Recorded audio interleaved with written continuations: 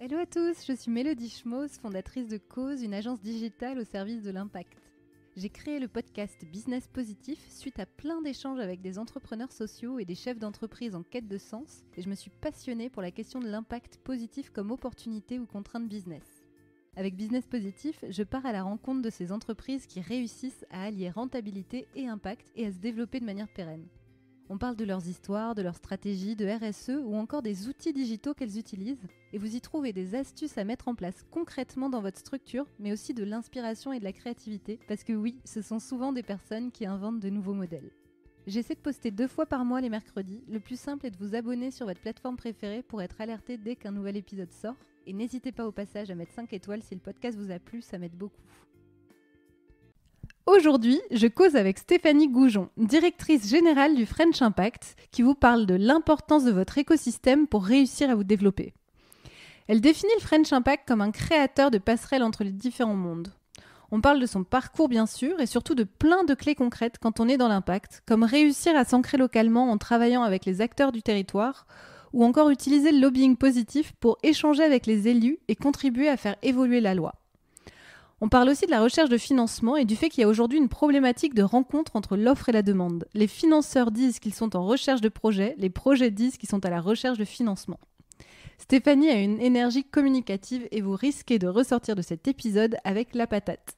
Comme vous le voyez, c'est un épisode qui est un peu particulier parce que c'est pas un entrepreneur directement qui vient nous parler ni un directeur du développement durable. Pour autant, il va y avoir plein de clés et j'ai vraiment hâte de savoir si ça vous a été utile. Mais trêve de causerie, je vous laisse découvrir cet échange et les conseils précieux que Stéphanie vous partage. Ah, et au fait, n'hésitez pas à laisser vos remarques et à mettre 5 étoiles au podcast s'il vous a plu, ça m'aide toujours beaucoup. Bonjour Stéphanie, je suis ravie de t'accueillir sur le podcast Business Positif. Bonjour Mélodie. Je suis hyper contente de pouvoir parler avec toi parce que tu as un parcours qui est hyper inspirant qu'on va découvrir pendant cet échange parce que c'est aussi hyper intéressant de parler du French Impact et de ce qu'est cette association.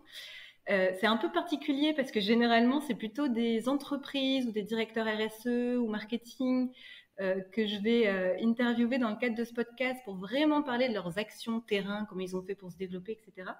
Mais je trouvais ça intéressant de faire ce pas de côté qui avait été proposé par l'agence Relations Presse, donc par Léo, qui s'appelle Léo, qui nous écoute même là. Parce que je pense qu'il y a plein de choses à raconter de ton point de vue, du coup, de présidente du French Impact. Alors, directrice générale. Directrice générale, c'est ça. J'allais dire justement, voilà. Non pas présidente, directrice générale justement du French Impact. Est-ce que, pour commencer, tu peux me dire ce que tu entends par ce credo de l'association qui est de créer des passerelles entre plusieurs mondes qui ne se comprennent pas souvent? Ah bah, ça part du constat que effectivement il y a des univers dans notre monde, hein. On n'est pas tous pareils, on n'a pas tous le même métier, on n'a pas tous la même culture, on n'a pas tous les mêmes formations et que ces mondes gagneraient à se parler davantage pour résoudre les grands enjeux de notre temps, hein. On peut penser surtout dans l'actualité immédiate aux enjeux de biodiversité ou de réchauffement climatique. On voit bien qu'il faut rassembler autour de la table à la fois l'univers des décideurs publics, l'univers du monde économique classique, traditionnel, et enfin l'univers de ce que nous on appelle les innovateurs sociaux et environnementaux, c'est-à-dire souvent des gens qui ont pris des chemins de traverse, qui ont un peu désobéi par rapport à la règle pour inventer des nouvelles solutions, qui parce qu'ils sont peut-être de taille plus modeste, sont plus agiles, plus en prise avec l'économie de proximité, avec le terrain, et donc ont pu, innovation sociale, innover. Et donc nous ce qu'on fait, c'est créer effectivement les conditions de la rencontre entre ces trois univers. Pour que on puisse très concrètement résoudre des problèmes comme ceux que j'ai cités. On peut aussi parler de tout ce qui est autonomie et lutte contre la dépendance, réussite éducative, tout le volet aussi d'une économie plus inclusive, des mobilités douces. Voilà, pour travailler sur tous ces champs-là, il faut y aller à plusieurs. Ça s'appelle la coopération en fait. Hein. Oui, bien sûr, c'est ça, créer la rencontre, créer les conditions de la rencontre, c'est hyper. On va aller un peu plus loin là-dessus.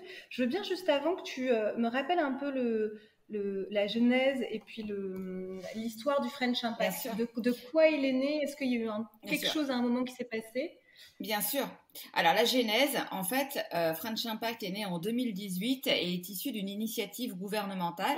Ça a été lancé au niveau du ministère de la Transition écologique et solidaire. À l'époque, il y avait écologique et solidaire dans l'intitulé. Donc avec cette vision que, en effet, il y a des solutions qui existent sur les territoires, qui sont souvent issues de la société civile, et que ces solutions, elles méritent de grandir, de devenir des solutions nationales, voire d'inspirer les politiques publiques. Et du coup, pour se structurer de manière opérationnelle, c'est une association qui s'est créée. Donc, c'est l'association French Impact que je dirige depuis son lancement, que j'ai contribué à lancer suite à cette impulsion gouvernementale, sachant que l'idée du French Impact était dans les engagements du candidat Emmanuel Macron, devenu président de la République, sous le vocable d'accélérateur national d'innovation sociale. Et si on fait une métaphore, on peut dire que l'ambition était, toute proportion gardée par rapport aux univers qui ne sont pas les mêmes, était de faire de la même chose que la French Tech, mais pour l'économie à impact. Alors, c'est pas tout à fait la même chose parce que la tech, c'est un moyen et l'impact social et environnemental, c'est une finalité. Mais voilà un peu pour camper le jeu et la genèse. Et donc là, on est 3 ans plus tard. Et 3 ans plus tard, on a, en fait, nous, on fait 3 choses. On identifie des projets prometteurs sur les territoires dans le champ des transitions, donc sur tous les champs que j'ai pu citer au préalable. Et ces projets, on les identifie avec des partenaires locaux. C'est pas moi, depuis Paris, derrière mon site internet, qui fait ce qui est bien comme circuit court ou ferme urbaine. Oui, parce que c'est ça, il y a 27 territoires qui sont labellisés, de ce que j'ai pu voir. Et donc, du coup, vous avez à chaque fois des partenaires locaux. C'est qui ces partenaires, par exemple? Alors, ces partenaires locaux sont des collectifs, là aussi. Tu sais, nous, on promeut la coopération, pas du tout parce que c'est bisounours, mais parce que ça a été prouvé par des chercheurs à Harvard, c'est la stratégie gagnante. On va... Voilà, c'est la coopération. Alors, tout le monde l'a pas encore compris, mais ça va venir. Et du coup, en fait, nous, on a effectivement labellisé 27 collectifs territoriaux, c'est-à-dire que c'est des gens qui ont décidé de se mettre ensemble. C'était finalement plus girondins que jacobins. C'est pas nous qui avons, au niveau de Paris, mis des cases à cocher. Voilà. Nous, après, on a jugé la robustesse du collectif. Et dedans, il y a toujours les décideurs publics. Même s'ils sont pas tout seuls, l'idée n'était pas de labelliser des agglos, des choses comme ça, mais il y a toujours les décideurs publics, soit au niveau régional, soit au niveau de l'agglomération. Il y a souvent les chambres régionales de l'économie sociale et solidaire, puisque un gros lot de porteurs de projets est issu de l'économie sociale et solidaire. Il y a des entrepreneurs sociaux, et puis il y a des entreprises classiques aussi. C'est vraiment des acteurs sur le terrain qui ont décidé de se mettre ensemble. Et ce qui est très important aussi, c'est qu'ils ont identifié dans notre objectif d'impact, on leur a demandé d'identifier des défis clés pour eux sur leur territoire. Et c'est ça qui donne lieu à ces projets. En fait, c'est pour ça qu'on a aujourd'hui, on a 27 collectifs territoriaux, mais on anime finalement 600 projets sur ces territoires. Et la deuxième chose qu'on fait, c'est qu'on essaie de faciliter l'accès au financement. Tu as dû entendre comme moi qu'il y avait un plan de relance de 100 milliards d'euros, qu'il y avait des gros sujets. Voilà, il y a le patron de BPI qui dit qu'il y a plein d'argent, mais où sont les projets? Et nous qui sommes sur les territoires, on entend il y a plein de projets et où est l'argent? Voilà. Donc ça, c'est notre deuxième grande mission une fois qu'on a identifié ces projets, c'est comment on peut finalement, là encore, faire passerelle et résoudre, si tu veux, l'asymétrie qu'il peut y avoir entre ces annonces qui sont faites et l'argent qui est véritablement là, et le fait qu'il y ait des retombées réelles, rapides, sur ces projets de territoire qui sont pour nous, et c'est notre credo aussi, des formidables leviers pour la transformation et pour la relance. Parce que c'est vrai que c'est des projets qui transforment le modèle économique et qui ont à la fois l'impact pour nous, c'est quoi? C'est la triple performance, c'est-à-dire que oui, il y a de l'économie et ça génère des emplois non délocalisables. On peut citer cette formidable initiative à Romans-sur-Isère, le groupe Archer qui relocalise l'industrie de la chaussure. 1000 employés, c'est pas voilà. Donc c'est du visible en plus pour les populations qui sont parfois délaissées. Donc Bien ça, c'est sûr. très important.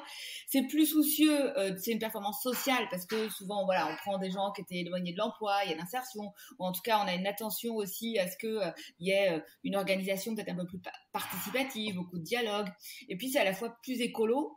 C'est vraiment cette triple performance, hein, économique, sociale, environnementale, parce que ces projets de territoire, comme ils sont en prise directe avec leur environnement, il n'y a pas, si tu veux, il n'y a pas le grand écart où quand tu es dans un grand groupe, c'est loin et tu prends des décisions sans vraiment savoir quel est l'impact de ta décision. Ah bah, c'est Là, clair. de facto, voilà, voilà.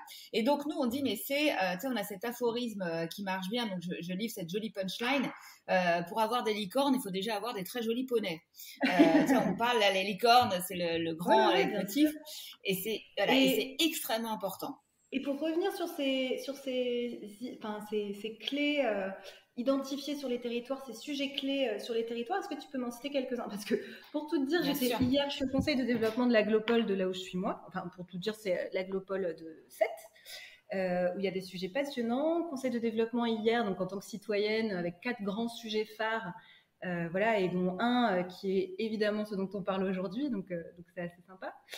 Et du coup, avec des sujets clés pour cette aglopole, donc typiquement, il y a les temps de taux, il y a une partie touristique, il y a une partie culturelle, il y a un arrière-pays qui est un peu oublié, il y a une envie d'attirer des entreprises innovantes, comment on fait, etc., avec ce qu'on est comme territoire. Donc du coup, moi, j'ai pu voir en direct ce territoire de Sète et les questionnements qui se posent. Est-ce que tu peux me citer comme ça, parce que chez nos auditeurs, il y a des gens partout en France, des clés de territoire qui ont été identifiées, enfin des clés de sujets par territoire. En fait, la beauté de French Impact, mais aussi parfois sa complexité, c'est pas évident dans un monde, et c'est ça que c'est bien d'avoir un peu de surface d'expression, c'est qu'on touche beaucoup de secteurs. Donc te dire qu'est-ce qui a émergé de grandes thématiques des territoires, il faut le replacer dans le contexte, c'est que c'était à la base un appel à manifestation d'intérêt qui émanait du ministère de la Transition écologique et solidaire. Oui. Donc on a eu beaucoup de projets qui sont sur les enjeux de mobilité douce. Okay. Hein, donc voilà, des lignes de, par exemple, on a une super initiative et peut-être ce serait intéressant pour cette qui monte des lignes de covoiturage comme des lignes de bus entre des zones rurales peu denses et des agglomérations. C'est un des grands sujets grands sujets des groupes de travail. Donc oui. Et ben voilà, tu vois. Et puis il y a plein de choses bien sûr sur le vélo, pour rendre son vélo électrique. Enfin, on a plein de projets, mais canon là-dessus. Il y a tout ce qui va être revalorisation des déchets. Dans le cadre de l'économie circulaire, il y a une très belle initiative qui est pas à Sète, mais bon, qui est pas très loin sur la Méditerranée, à Marseille, les alchimistes qui font du compost, voilà, que tu connais peut-être, du compost avec nos déchets alimentaires. Voilà, en tout cas, c'est beaucoup de choses sur la relation des déchets, aussi au niveau du BTP qui ont émergé. Il y a un autre sujet qui va être sur l'agroécologie, tout ce qui est circuit court, alimentation durable. On a une initiative canon à Lyon, une coopérative qui s'appelle GRAP, qui mutualise pour les agriculteurs qui veulent se lancer en circuit court, tous les services dont ils ont besoin. Tu sais, un agriculteur, il sait pas forcément être commerçant, faire la logistique. Voilà, lui, il faut qu'il s'occupe de ses champs, quoi. Et eux, ils sont mis en coopérative et ils couvrent, je crois, une centaine de métiers, tu vois, parce qu'un circuit, il y a plein de gens dans un circuit. Oui. Donc ça, c'est vraiment, voilà. Donc c'est un très, très beau sujet. On a, je crois, une centaine de projets qui sont liés à l'alimentation durable, à l'agroécologie. On a des projets aussi sur tout ce qui est lié à la dépendance, l'autonomie. Tu sais qu'on a une population qui, voilà, il y a un peu au niveau démographique, une population qui quand même vieillit. On va avoir, je crois que les chiffres, c'est 4 millions de personnes en 2050 qui seront en perte d'autonomie. Donc il faut faire, voilà, il faut se bouger au niveau de l'habitat, des habitats partagés, au niveau aussi de l'activité physique et sportive.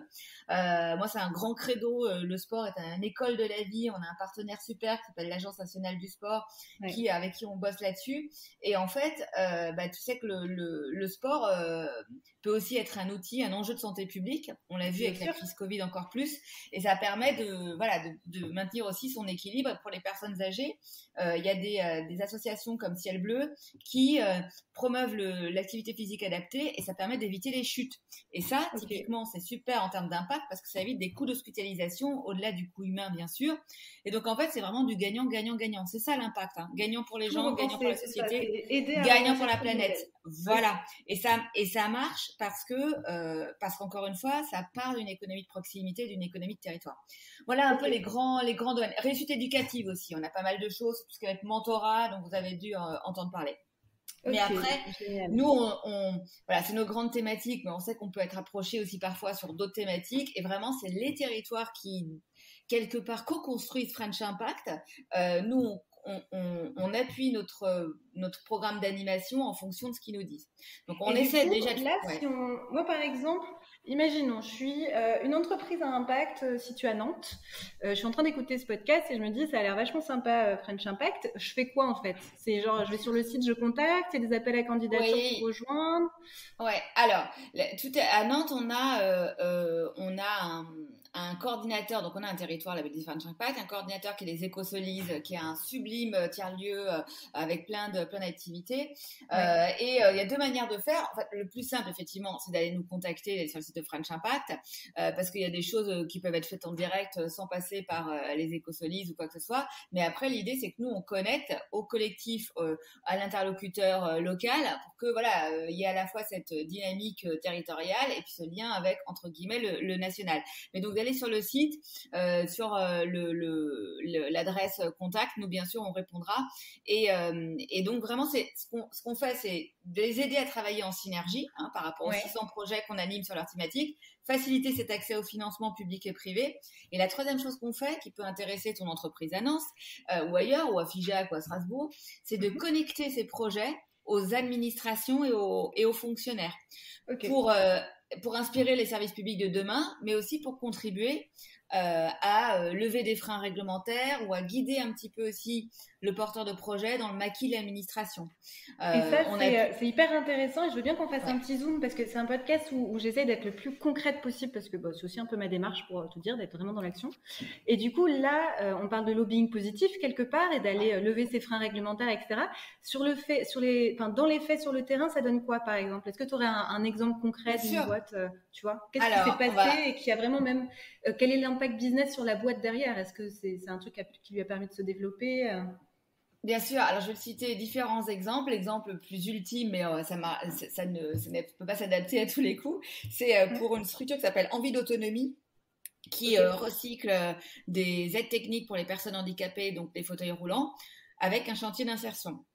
Donc, c'est à la fois plus écologique parce qu'on ne jette pas le matériel, on le rénove, plus social parce qu'on met des gens éloignés de l'emploi, on les remet en activité, et plus économique parce que ça coûte moins cher pour le bénéficiaire.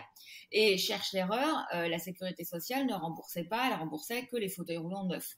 Alors que, comme moi, tu as entendu parler du trou de la Sécu et de l'économie circulaire.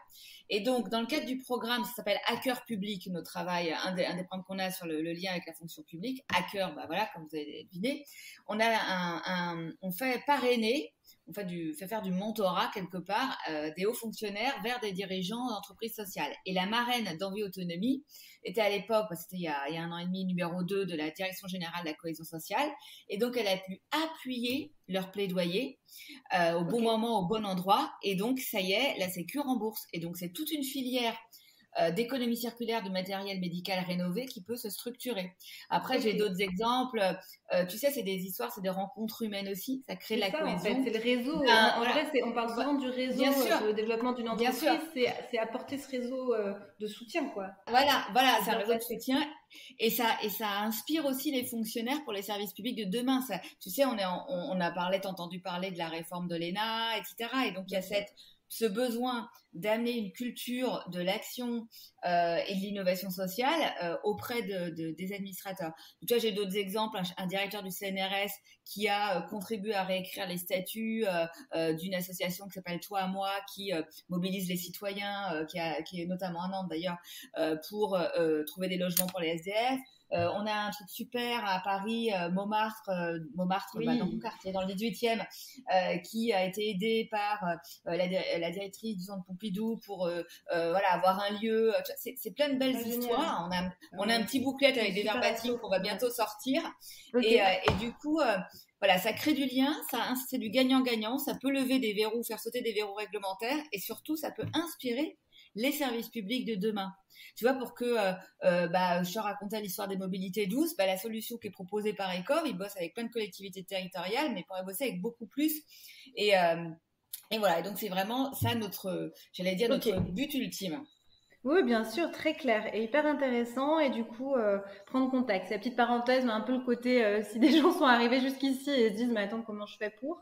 Ok, ça m'amène à deux choses.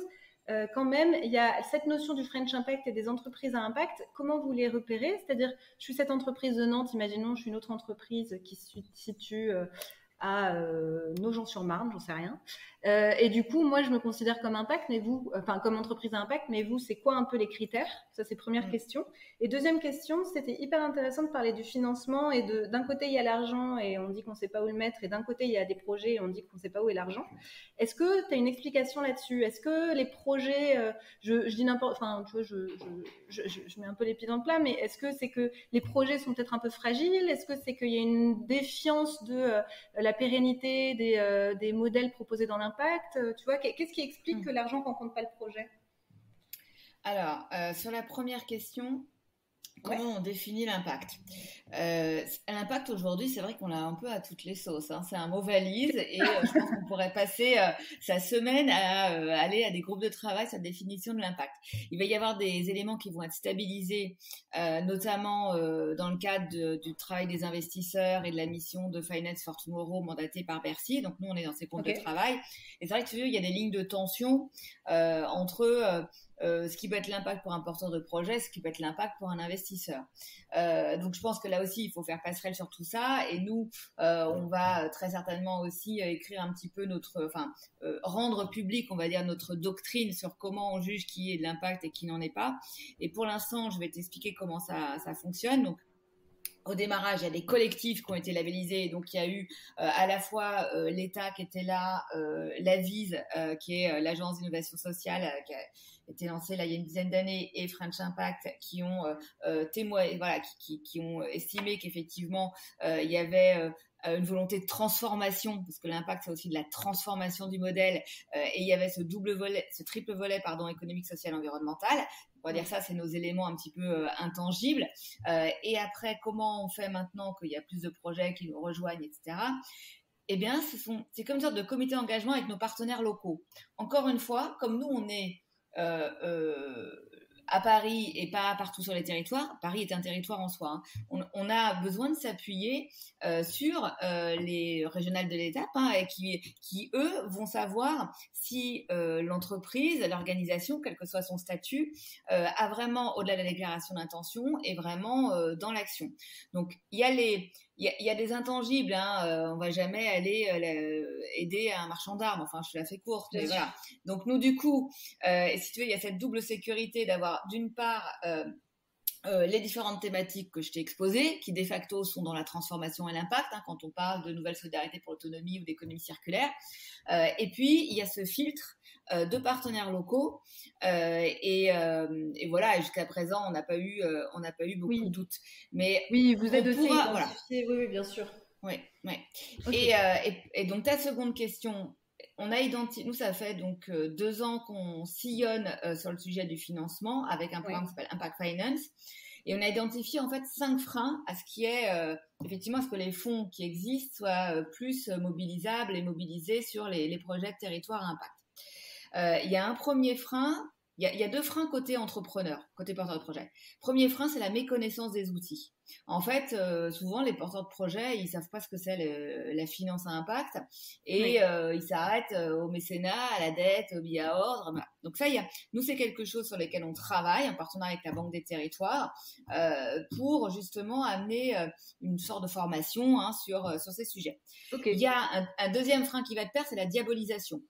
Ouais. C'est-à-dire que tu as des porteurs de projets hyper investis, engagés, qui ont peur s'ils ont des investisseurs, qui ont peur de perdre leur valeur et de perdre le contrôle. Et ils ont raison, il y a un risque. Et donc du coup, voilà. Mais si on le sait, ils peuvent maîtriser leur risque. Et nous, on a des partenariats avec 30 fonds à impact qui sont sous bannière French Impact, qui sont pas derrière tout. Et donc, ces gens-là mettent carte sur table. Oui, il y a des règles du jeu, mais si tu les connais, ton risque, il est maîtrisé. Voilà, donc ça c'est vraiment ce qu'on observe côté entreprise. Côté investisseur, tu l'as dit quelque part, c'est vrai que les investisseurs, eux, ils ont un couple qui est risque-rendement. Et pour prendre le moins de risques possible, ils ont tendance à aller vers les plus gros projets et ceux qui sont connus de tout le monde et ceux qui savent déjà super bien se vendre. Et donc, nous, on essaie de leur ouvrir les chakras pour qu'ils viennent aussi sur les territoires et que, encore une fois, s'ils veulent des licornes, il faut qu'ils stimulent l'écosystème avec des très jolis poneys.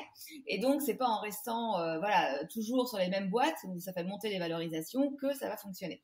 Donc ça, c'est un des freins, c'est d'ouvrir un peu les chakras et de montrer qu'il y a des projets prometteurs, porteurs sur les territoires. Et peut-être leur redonner aussi le sens et leur utilité. C'est-à-dire que c'est aussi moi, c'est un des sujets qui m'intéresse et m'interroge beaucoup, le financement et l'investissement et les investisseurs. On aurait envie que ce soit leur rôle de à la fois aller vers des boîtes qui sont peut-être plus sécurisées pour eux et qui leur assurent des belles sorties, et en même temps, du coup, réinvestir ça dans des boîtes qui, elles, ont besoin de ce coup de main et qui survivront pas toutes, on le sait, mais ça fait partie de l'économie, quoi. Oui, c'est vrai, mais ils ont des théories d'investissement et donc des modèles économiques derrière.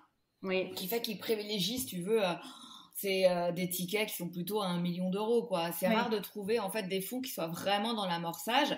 Alors, il y a les historiques comme Fitreuse, comme France Active, il y a Founder Future qui s'est lancé, donc ça, c'est vraiment très intéressant. Et du coup, voilà, ça mène à un autre point, c'est un travail que nous, on essaye de faire toujours dans cet esprit de passerelle, c'est de mieux articuler les différents types de financeurs. Parce qu'il y a des structures comme les fondations d'entreprise qui, elles, finalement, elles s'en foutent du rendement, elles sont pas dans le rendement, donc elles financent du risque et de l'amorçage quelque part. Et donc, on pourrait beaucoup mieux travailler avec elles pour qu'elles puissent faire du mécénat à impact et qu'elles financent un peu les émergences sur ces territoires. Il y a tout ce qui est crowdfunding, que ce soit les Ulule, KissiBankBank, etc.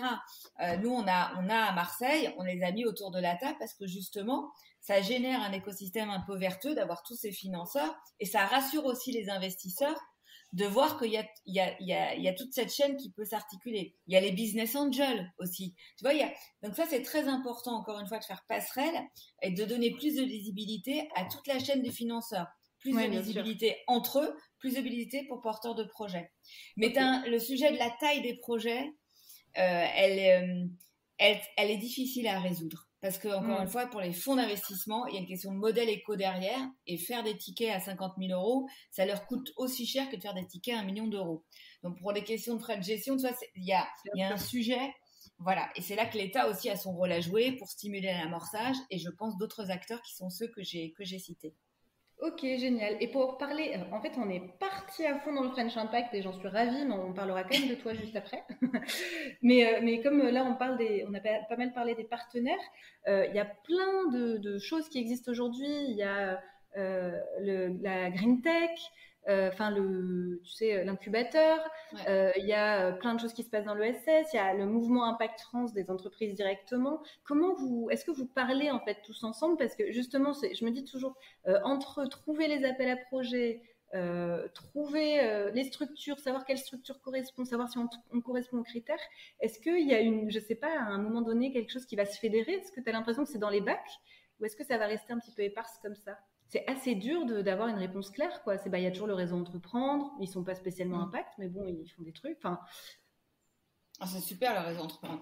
Alors, c'est une très bonne question. Je comprends, moi, quand je viens du privé, quand je suis arrivée dans ce secteur d'entrepreneuriat social et de l'ESS, il y a des méandres, c'est extrêmement dense. Alors après, tu retrouves aussi une densité dans l'économie dite classique, et conventionnelle. Il y a plein d'acteurs qui vont tous t'expliquer qu'ils font pas la même chose les uns que les autres. Nous, on a un mapping, mais c'est un mapping interne, effectivement, de tous ces acteurs.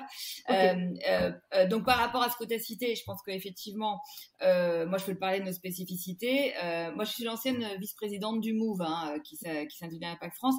Eux, ils font du plaidoyer plutôt. Et c'est un mouvement d'entrepreneurs et ils font du plaidoyer, jobbing. Nous, on est opérationnel, donc on n'ira pas faire du plaidoyer.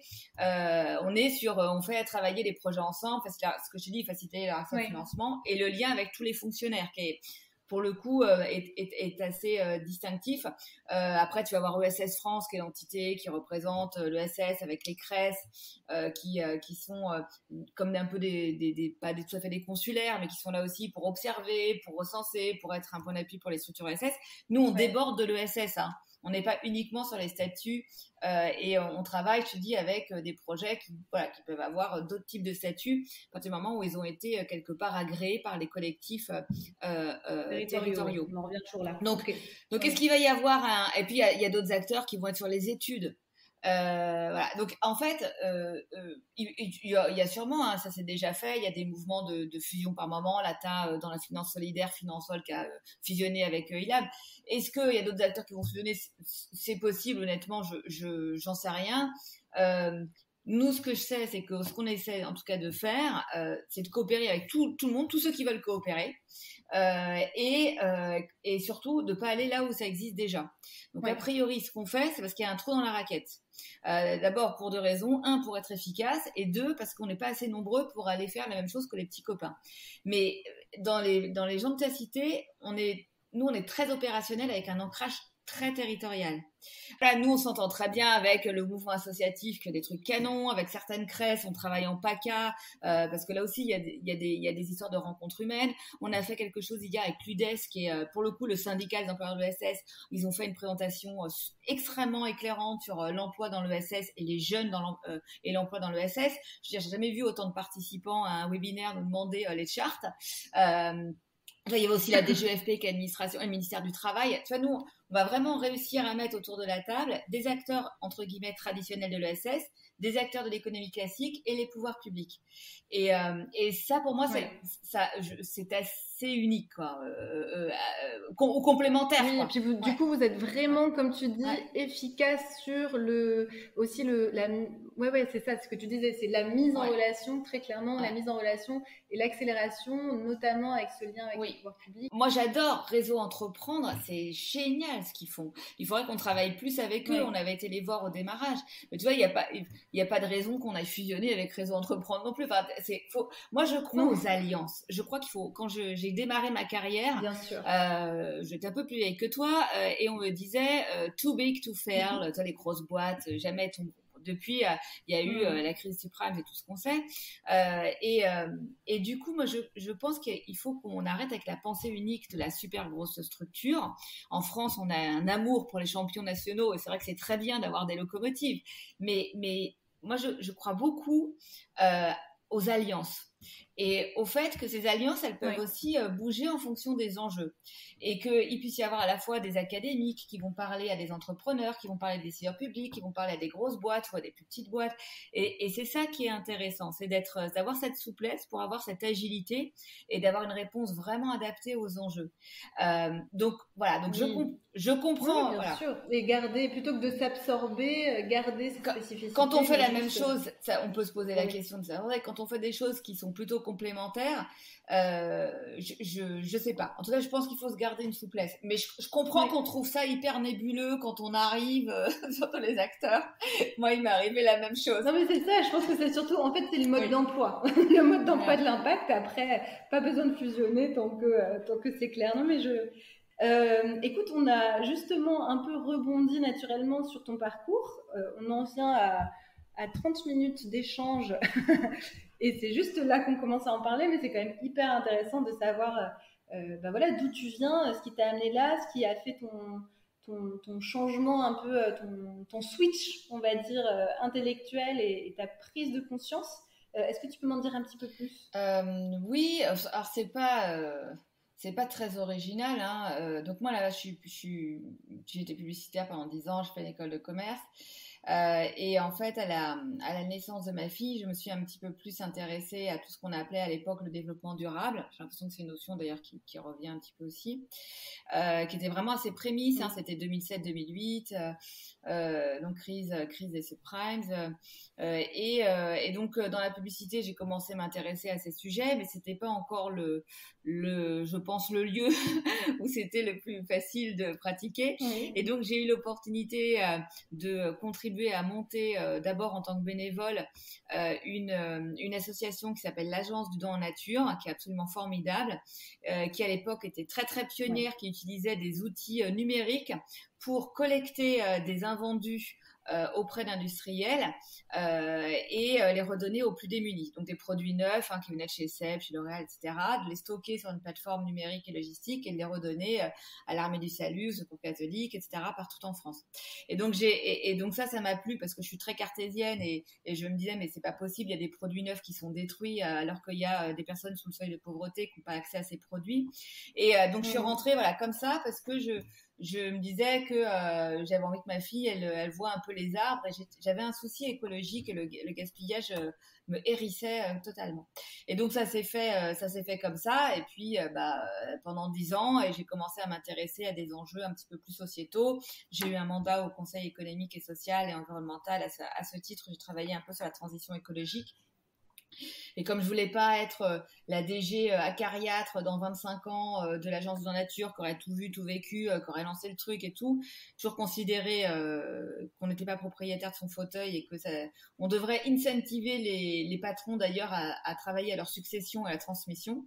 Et donc voilà, j'ai préparé tout ça et je me suis lancée donc dans l'aventure du French Impact, je te l'ai décrite. Okay. Voilà. Pour le parcours vite résumé. Est-ce qu'il y a quelque chose, tu vois, un exemple, un événement qui s'est passé à un moment donné qui t'a fait aussi un déclic sur cette importance de la coopération et de la mise en relation et de la passerelle, ou est-ce que tu as toujours été comme ça? Quand tu es publicitaire, déjà, il faut savoir qu'on est dans un métier, on est obligé de faire coopérer. Extrêmement, voilà, tu es dans une agence, tu vois ce que c'est, on fait travailler ensemble des gens extrêmement différents. Donc moi j'étais directrice commerciale, donc j'avais en face de moi des clients qui avaient les mêmes études que moi, donc le même langage, et puis j'avais des créatifs qui eux n'ont pas du tout fait les mêmes études, et voilà. Et donc il y avait déjà cette volonté finalement de justement avoir faire le décodeur, faire la passerelle, ou quelque part aussi faire la tranche de jambon dans le sandwich, tu sais, c'est pas toujours évident. Bon. Ouais. Donc déjà c'était voilà. Aujourd'hui en plus peut-être avec la partie informatique aussi, qui est encore un autre langage. Donc déjà il y avait cette capacité, cette envie de contribuer à fédérer finalement. Et donc après ça s'est effectivement élargi avec l'Agence de la nature, avec le Conseil économique et social et environnemental où il y a 18 organisations. Voilà, il y a des gens très différents.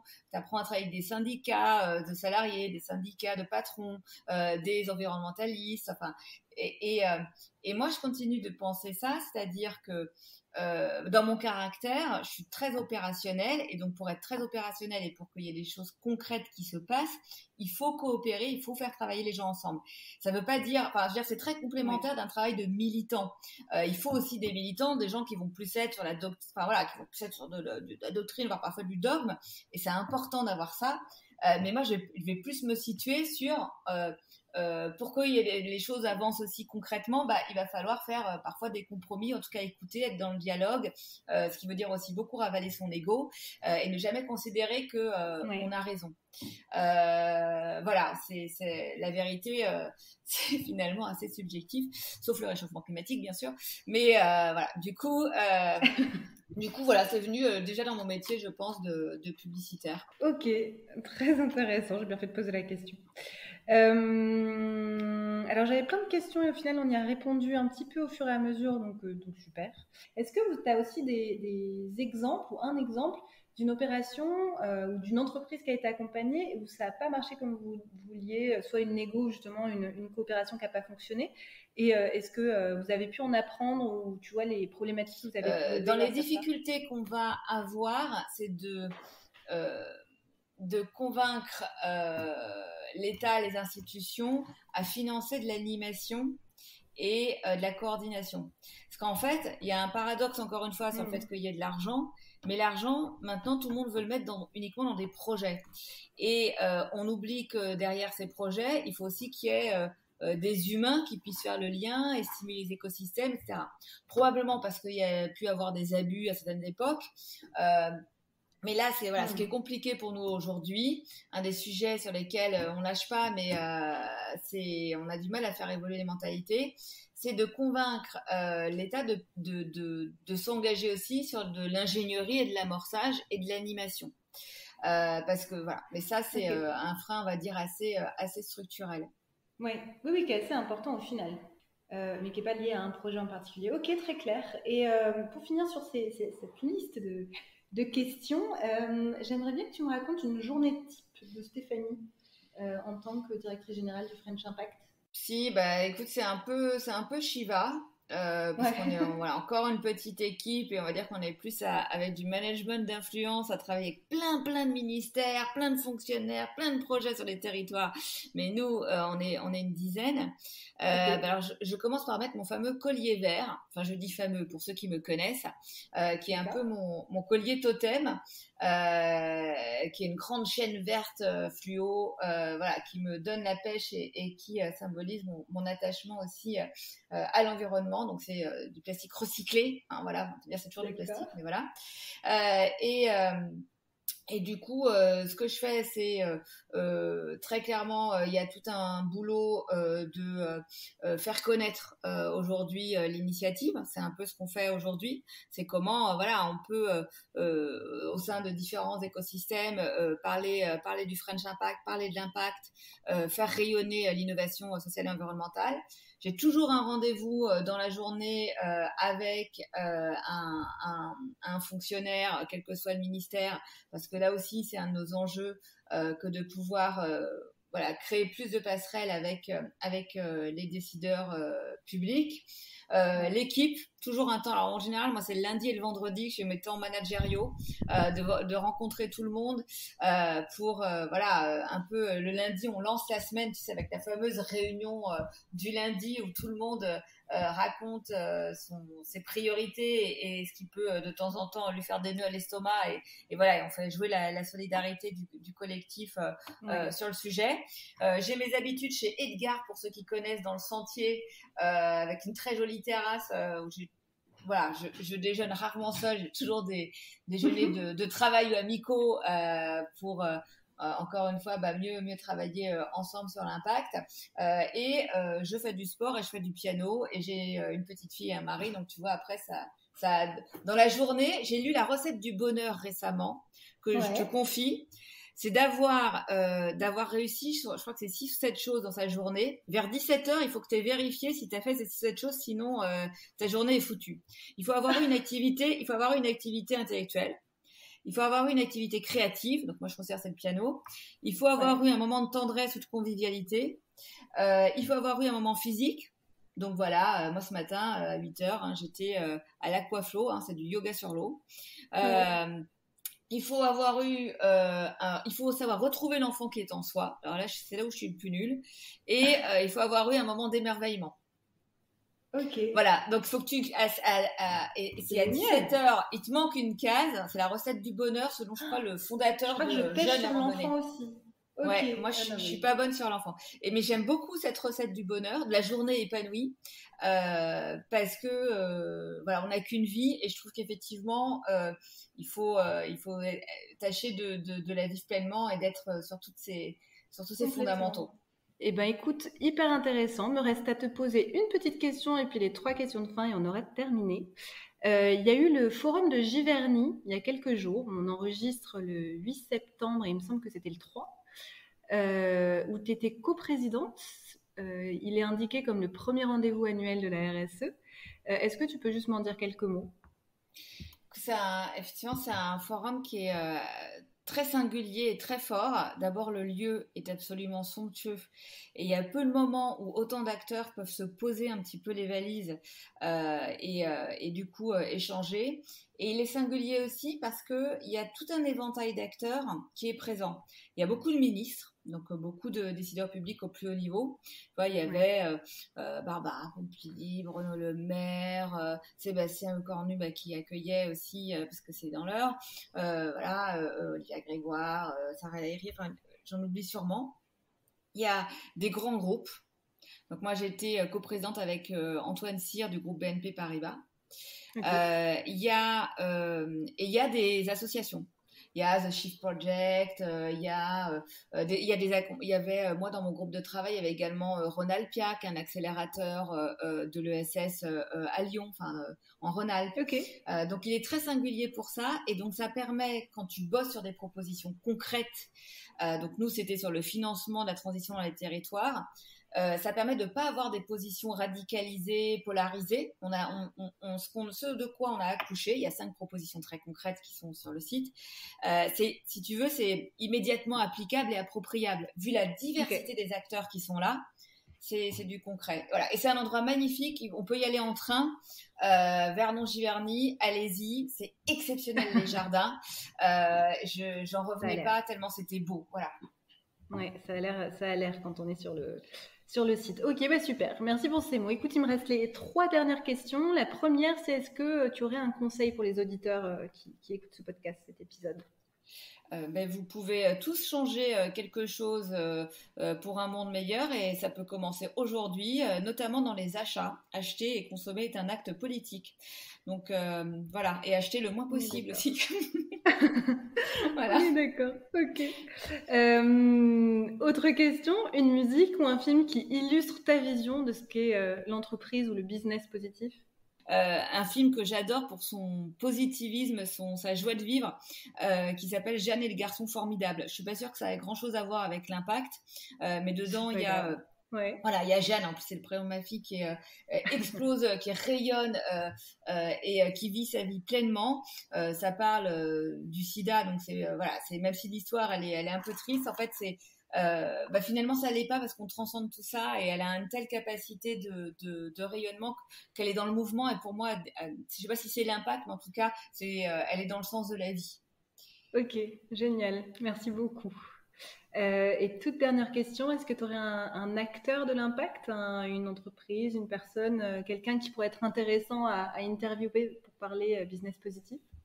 Eh bien, je pense que ce serait très intéressant de parler à Ecov, Thomas Matagne, sur les mobilités, donc ce dont je te parlais tout à l'heure, c'est de covoiturage, parce qu'en plus, il porte aussi en lui la notion de service public citoyen ou partagé, parce que ça se co-construit aussi avec les habitants d'un territoire. Et voilà, donc pour moi, il est assez emblématique de tout ce qu'on vient de se raconter là. Il y a d'autres acteurs, bien sûr, mais en ce moment, je trouve que ce qu'il fait est assez phénoménal. Génial, je lui ai parlé il y a 2 ans, je crois. Donc, trop bien. Très bonne idée, en effet, d'aller voir toute l'évolution. Écoute, Stéphanie, un grand merci d'avoir pris ce temps pour partager tout ça, partager cette énergie aussi. C'est hyper agréable d'échanger avec toi. Donc, j'espère que ça va passionner les personnes qui nous écoutent autant que ça a pu me passionner là. Et puis, moi, je suivrai à titre perso vraiment ce que fait le French Impact parce que ça m'intéresse de voir comment ça évolue tout ça et qu'est-ce qui en ressort. Et puis, il me reste à te dire à bientôt, peut-être à 7. Oui, merci Mélodie, mais oui, faut que je fasse ça avant l'hiver. À bientôt à 7 alors. Voilà pour ma causerie avec Stéphanie Goujon. J'espère que ce contenu vous a plu et vous a apporté des clés pour votre business positif, votre politique RSE ou tout simplement des clés de réflexion. Si vous avez aimé ce podcast, ça m'aiderait beaucoup que vous mettiez 5 étoiles sur Apple Podcasts ou toute plateforme d'écoute que vous utilisez et que vous en parliez à au moins une personne autour de vous qui a ou qui bosse pour un business positif ou bien qui a ou qui bosse pour une entreprise qui se pose des questions sur son impact. N'hésitez pas à me contacter sur LinkedIn, Mélodie Schmoss, Mélodie avec un Y, si vous avez la moindre question ou remarque. Je suis toujours à l'écoute d'axes d'amélioration. Je vous remercie encore pour votre écoute et je vous dis à très vite pour le prochain épisode.